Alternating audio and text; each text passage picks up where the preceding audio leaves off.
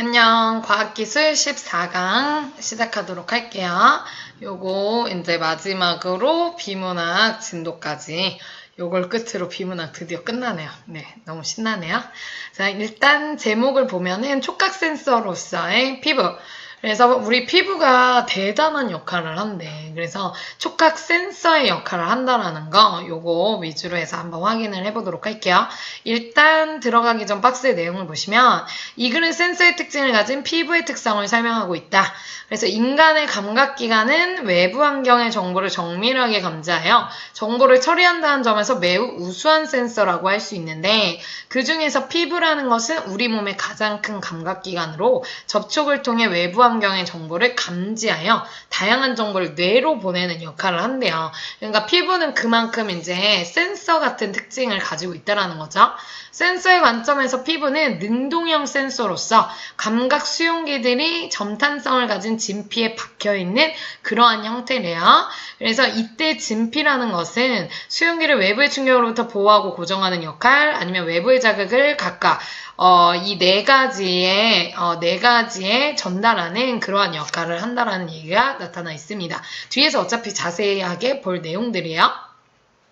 진피에 전달된 외부 자극은 수용기의 뉴런과 이를 둘러싸고 있는 진피 사이에 발생하는 막전위, 이거에 의해 정기적 신호로 전환이 되어서 뇌에 전달된다. 다시 진피에 전달된 외부 자극은 막전위에 의해 정기적 신호로 전환이 되어 뇌에 전달된다고 했어요. 그래서 인간의 피부는 외부의 자극을 감지하는 다양한 수용기와 그 다음 진피의 점탄성이 조합되어 외부 환경의 정보를 측정하는 최적의 감지 능력을 보여준다라고 하고 있습니다. 그쵸? 자, 그럼 1문단부터 한번 보도록 할게요. 빅데이터 사물 인터넷 드론 인공지능 로봇으로 대변되는 4차 혁명은 18세기 초 산업혁명 이후에 가장 큰 기술 혁신을 이끌고 있습니다. 하지만 아무리 좋은 소프트웨어 기술일지라도 외부 환경으로부터 수집한 정보가 제한되거나 부정확하다면 올바른 역할 수행을 기대하기는 어렵대요. 그러니 이런 상황에서 중요한 화두, 어떤 이슈로 떠오를 그런 중요성이 강조되는 게 바로 센서 기술이라는 거죠. 그래서 센서는 어떤 사물 주변의 상태나 환경의 변화를 감지한 다음에 이를 정기적인 신호로 바꿔주는 장치래요. 그래서 센서 기술에 대한 중요도가 계속 높아지면서 이제 우리 인간의 감각기관이 이러한 역할을 한단 말이지. 굉장히 우리의 신체가 아주 중요한 역할을 하고 있거든. 그래서 이러한 인간의 감각기관처럼 자연스럽게 외부 환경의 정보를 정밀하게 감지하여 정보를 처리하는 이러한 특징을 가진 이런 것들을 이제 만들어내려고 노력을 한다라는 겁니다. 이런 센서 기술을 만들려고 노력을 한다라는 거야. 센서 장치를. 그만큼 인간의 감각기관이 굉장히 센서 역할을 제대로 해준다라고 봐주시면 되겠죠. 그래서 우리의 이러한 인간의 감각기관을 따라하고자 하는 그러한 시도가 많이 나타나고 있대요. 이런 센서 기술, 장치를 만들려는 노력들이 지속되고 있다. 그래서 1문단은 4차 산업혁명의 기술 혁신을 이끄는 센서 기술에 대한 관심이었습니다. 자, 2문단. 인간의 감각기관은 매우 뛰어난 센서라 할 수 있는데 그 중에서도 피부, 이 피부는 환경의 미묘한 변화까지 감지하여 정보를 처리하는 우수한 센서라고 볼 수 있대요. 이 피부 자체가. 그래서 이 피부는 온몸을 덮고 있으며 접촉을 통해 외부 자극을 감지하여 다양한 정보를 뇌로 보내는 역할을 합니다. 그래서 인간의 피부에 존재하는 감각세포들, 그러니까 이 피부에 존재하는 감각세포들은 다양한 외부 신호를 받아들여 그래서 감각 신호를 일으켜요.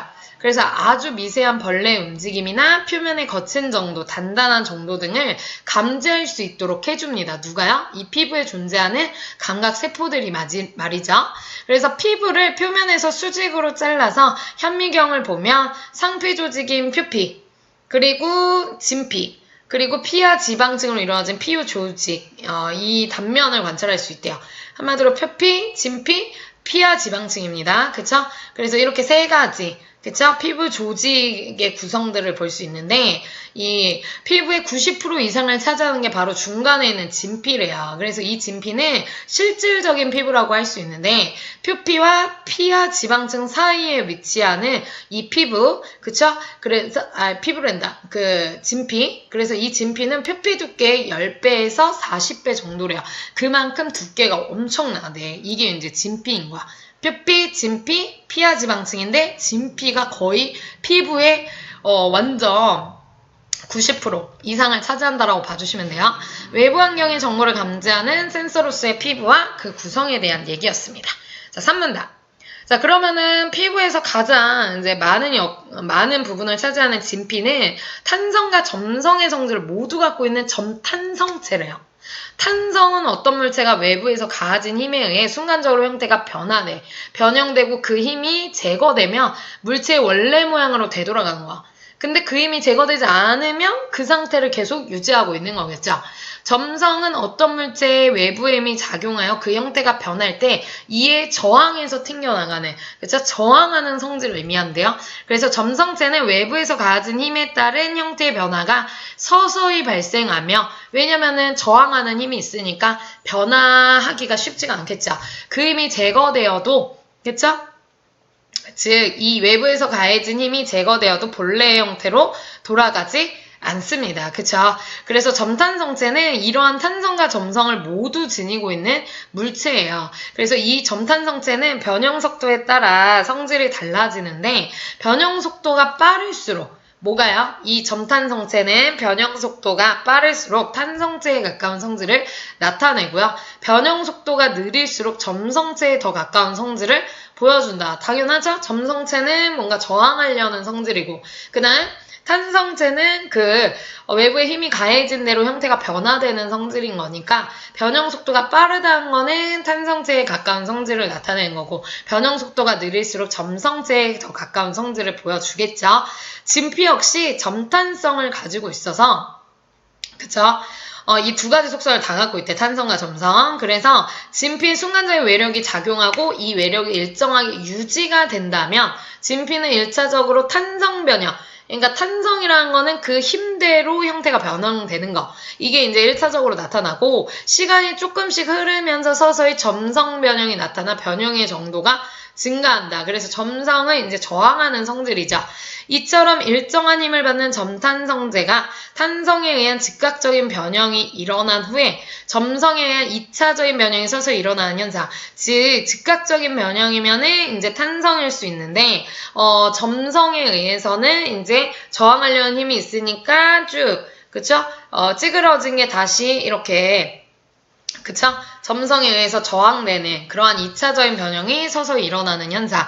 그래서 이 점탄성체의 이러한 현상이 바로 크리프라고 한다. 그래서 점탄성체의 개념과 특징에 대한 얘기였습니다. 자, 4문단 가볼게요. 자, 피부는 외부 환경과의 접촉 시 발생하는 자극을 탄성과 점성을 통해서 적절하게 조절을 해요. 그쵸? 탄성. 그쵸? 그래서 외부 환경의 정보를 능숙하게 처리를 합니다. 이때 진피에는 아까 기억나시죠? 표피, 진피, 이 피하지마층. 그래서 진피에는 외부 환경에 각종 물리량을 감지할 수 있는 센서라는 게 있대요. 즉 수용기들이 존재하는데 수용기가 뭐라고? 외부 환경의 각종 물리량을 감지할 수 있는 센서들이에요. 그쵸? 이게 진피에 있대요. 그래서 이 수용기들이 존재하는데 각 수용기마다 감지할 수 있는 감각들이 모두 다르대요. 그래서 마이너스 소체, 그 다음 메르켈 소체, 파치니 소체, 루피니 소체 이런 애들이 이제 다 수용기들인데 마이스너 소체는 느린 진동이나 가벼운 접촉에 반응하는 거고, 그 다음 메르켈 소체는 물체와 접촉 시 미세한 압력 변화를 감지해 물체의 윤곽을 파악하는 거고, 그 다음 파치니 소체는 강한 압력과 빠른 진동을 순간적으로 인식하는 거고, 루피니 소체는 피부의 수축 또는 팽창과 같은 지속적인 압력과 온도 변화를 감지하는 거래요. 그쵸? 이런 것들이 대표적인 피부 감각 수용기라고 할 수 있다. 이 네 가지가 바로 그 진피에 있는 감각 수용기라고 볼 수가 있겠습니다. 그래서 감각 수용기의 종류 네 가지입니다. 센서의 관점에서 보면 피부는 외부 자극에 따른 각 물리량을 측정하는 능동형 센서들이 진피에 박혀있는 형태다. 오케이? 그러니까 센서로 치면 능동형 센서들인 거래요.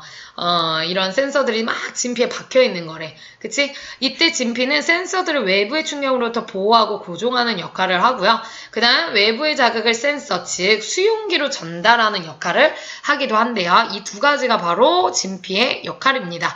그래서 진피의 역할과 진피 속 감각 수용기들 네 가지 종류에 대한 얘기. 각각 어떤 그런 수용기마다 감지할 수 있는 감각들이 다르다라고 했으니까 각각 각각의 그 감지하는 감각들에 대한 특징을 좀 알고 계시는 게 좋겠죠. 5문단. 외부의 물리적인 자극에 따라 진피에 생성된 응력이라는 게 뭐냐면 외력, 바깥에서의 그러한 힘이 물질에 작용할 때 그 내부에 생기는 저항력. 그렇죠? 이게 탁 이렇게 올 때 이 안에서 내부에서 저항하는 그 힘, 진피에 생성된 응력은 수용기에 의해 감지되며, 그쵸? 수용기, 그 진피에 있는 수용기에 의해 감지가 되며, 그쵸? 그 다음 수용기의 뉴런은 이를 정기적인 펄스의 형태로 펄스, 극히 짧은 시간만 흐르는 전류, 그쵸? 이 펄스의 형태로 짧은 시간만 흐르는 거예요. 그래서 이를 정기적인 펄스의 형태로 전환한대요. 누가? 수용기의 뉴런이 말이죠. 이걸 전환하여 뇌로 신호를 보낸대요. 이 뉴런. 아시죠? 그래서 자극이 없을 때는 수용기에 뉴런과 이를 둘러싸고 있는 진피 사이에는 막전이가 발생을 한다. 막전이. 자, 각주에 나와있죠. 이온을 띠는 두 용액이 막을 사이에 두고 접하여 있을 때 생기는 전위의 차이를 막전이라고 한대요. 그쵸? 그래서 자극이 없을 때는 수용기의 뉴런과 이를 둘러싸고 있는 진피 사이에는 막전이라는 게 발생을 한대. 그래서 자극이 없을 때는 뉴런 밖은 주로 양이온, 플러스 양이온이 많고 안에는 음이온이 많대요. 그쵸? 뉴런 밖과 안의 차이, 밖은 양이온, 안은 음이온. 맞아요? 자, 그래서 막전의 전압은 약 마이너스 70이 된대요. 그죠? 이게 MV, 이게 이제 막전의 전압 그 표시인가 봐. 이때 뉴런은 안정 상태에 있다고 말할 수 있대. 거기다 체크해. 그러니까 지금 보시면 막전의 전압이 마이너스 70일 때 안정 상태래요, 뉴런은. 뉴런 밖의 진피에는 이게 나트륨 양이온이래요. 맞니? NA가 나트륨인가요? 플러스가 양이온?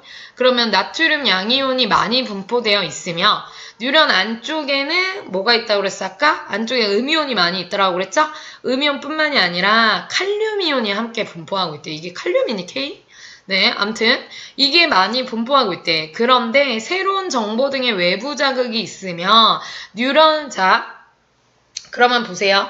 안정 상태에 있는 경우가 어떤 거야? 자극이 없을 때 뉴런 밖은 주로 양이온이 많고 안은 음이온이 많아서 막전위의 전압이 약 마이너스 70이 되는데 이럴 경우에 안정 상태라고 뉴런이 안정 상태라고 볼 수가 있대. 그래서 뉴런 밖의 진피에는 나트륨 이온이 많이 분포되고 안쪽에 음이온뿐만이 아니라 칼륨 이온도 같이 분포하고 있어요.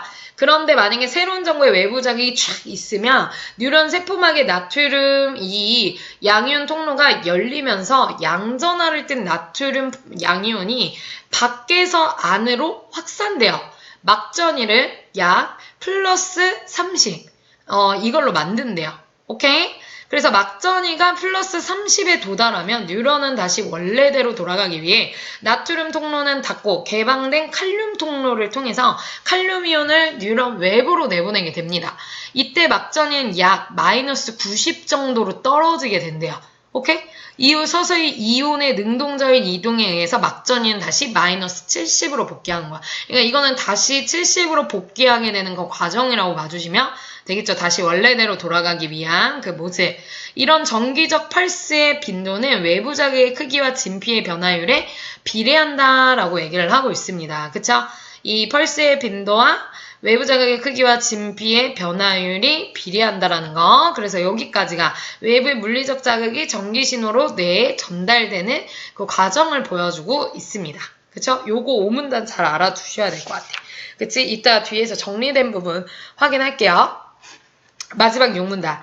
인간의 피부는 외부의 자극을 감지하는 다양한 수용기와 그 다음 수용기들을 감싸고 있는 진피의 점탄성. 그쵸? 방금 전에 다 봤던 내용들이에요. 수용기에 뭐가 있었고 걔네를 두르고 있는 진피의 점탄성이 조합되어 외부 환경의 정보를 측정하는 최적의 감지 능력을 보여준다는 점에서 현재 개발된 그 어떤 센서보다도 되게 우수하다라고 말할 수 있어요. 이 때문에 인간의 감각기관을 모방한 센서를 개발하기 위한 연구가 활발히 이루어지고 있다라고 말하고 있어요. 그만큼 우리 피부들은 정말 위대하다라는 거죠. 그만큼 센서 아주 이제 센서 중에서 이제 최고인 거죠. 이 인간의 감각기관은.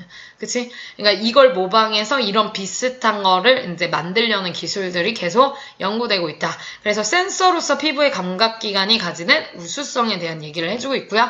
주제는 외부 환경의 정보를 감지하는 센서의 관점에서 바라본 우리 피부의 특성. 피부는 역시 짱이다. 이겁니다. 그래서 여러분들 요건 사용설명서에 나오는 얘기긴 한데 피부 감각 수용기의 종류 4가지 있어요. 요거 각각 얘네들이 뭘 감지하는지 중요하고요. 얘네들은 어디에 있다고 그랬어? 진피 안에 있다라고 했습니다. 그쵸? 그래서 얘네를 둘러싼 수용기를 둘러싼 게 바로 이제 진피인 거지. 어쨌든 피부 안에 또 진피가 있는 거고, 그쵸? 그래서 피부 감각 수용기의 종류 4가지였고, 그 다음 아까 정기적 신호로 전환되는 거 있었잖아요. 그쵸? 자극이 없을 때 막전이의 전압은 약 마이너스 70, 즉 안정상태고, 외부 자극이 왔을 땐 뉴런 세포막에 나트륨, 양이온이 통로가 개방되고 나트륨 양이온이 뉴런 세포 내부로 유입. 그쵸? 그렇게 되면 막전이가 플러스 30인데, 자, 그러면은 이걸 이제 되돌아가고 싶잖아. 그러니 나트륨 양이온 통로 폐쇄되고 그 다음 개방된 칼륨 통로를 통해서 칼륨 이온이 뉴런 외부로 확산이 되면서 마이너스 90이 돼버리죠.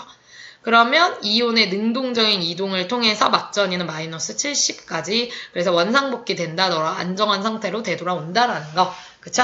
여기까지 해서 여러분들 정리하시면 되겠고 특히 이 밑에 이 과정 요거 아는 게 중요할 것 같습니다. 자, 이렇게 해서 우리 범위에 해당되는 우리 비문화 과학기술 14강까지 마무리를 했습니다. 반드시 문제풀이 바로 하시고 질문 있으신 분들은 따로 해주시고 그래도 이렇게 알차게 공부를 하고 나서 이제 여러분들이 시험을 보는 것과 그냥 문제만 쓱 풀고 가는 거랑은 완전히 다르거든요. 그래서 여러분들이 꼭 명심하시고 시간 얼마 안 남았지만 꼭 내용 정리 동영상 잘 볼 수 있도록 그렇게 하시길 바라겠습니다. 자, 그럼 우리 다음 시험 때 만납시다. 안녕.